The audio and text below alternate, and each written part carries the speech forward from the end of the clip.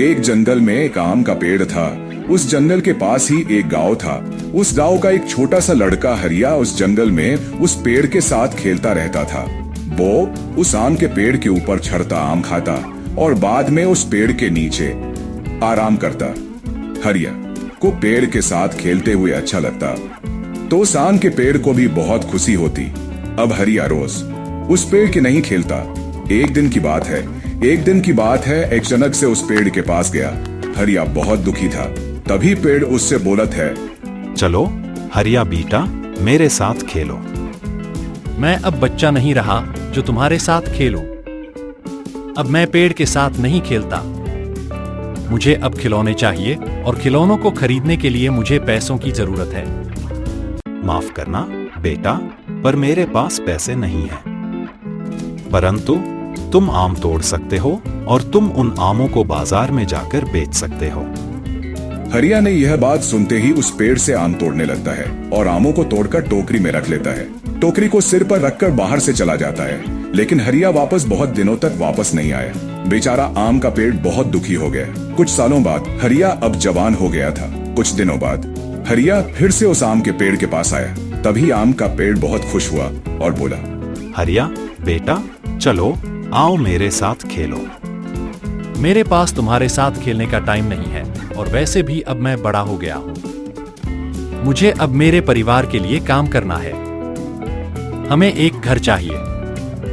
क्या मेरी मदद कर सकते हो?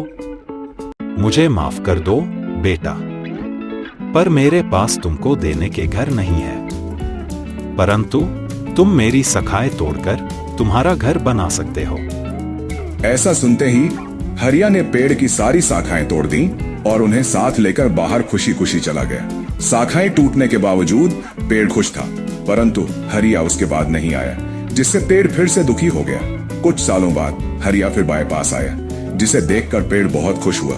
आओ बेटा, चलो मेरे साथ खेलो।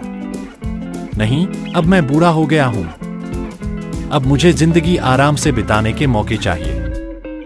क्या तुम मुझे वोट दे सकते हो? मेरे तना का इस्तेमाल करो और बोट बना लो। फिर तुम नौकाइन को जाके खुश रह सकते हो। फिर किया था, हरिया ने उस पेड़ का तना भी काट लिया और उससे एक बोट बनाई और नौकाइन को चला गया।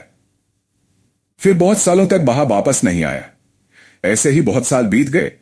फिर कुछ सालों बाद वह वापस आया। हरिया को देख पेड़ बोला, मुझे माफ करना बेटा, परंतु मेरे पास तुम्हें देने के लिए अब कुछ नहीं बचा है। आम तो कभी के खत्म हो गए।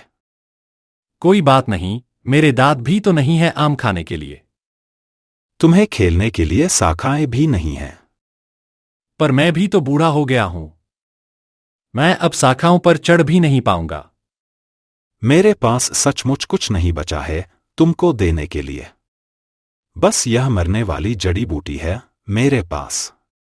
और आम का पेड़ रोने लगा। अब मुझे किसी भी चीज की जरूरत नहीं है। अब मैं थक गया हूं, बस आराम करना चाहता हूं। तो फिर तो अच्छा है, पेड़ की जड़ें आराम के लिए सबसे अच्छी होती हैं। आओ मेरे ऊपर बैठो और आराम करो। हरिया पेड़ की जड़ के ऊपर बैठा और पेड़ खुश हुआ और वो रोने लगा। दोस्तों, यह कहानी हमारे दिल को छू लेती है कि कैसे एक पेड़ हमारे जीवन में जीवन भर देते ही रहता है और इंसान उस पेड़ की कदर तक नहीं करता। पेड़ हमें छाया और फल, लकड़ियां देते हैं और अपने फायदे इंसान पेड़ों को काटते रहते हैं और वापस कुछ नहीं देते हैं। दोस्तों, आपसे गुजारिश है कि आप नया पेड़ नहीं लगा सकते तो कम से कम उन्हें काटो मत। धन्यवाद।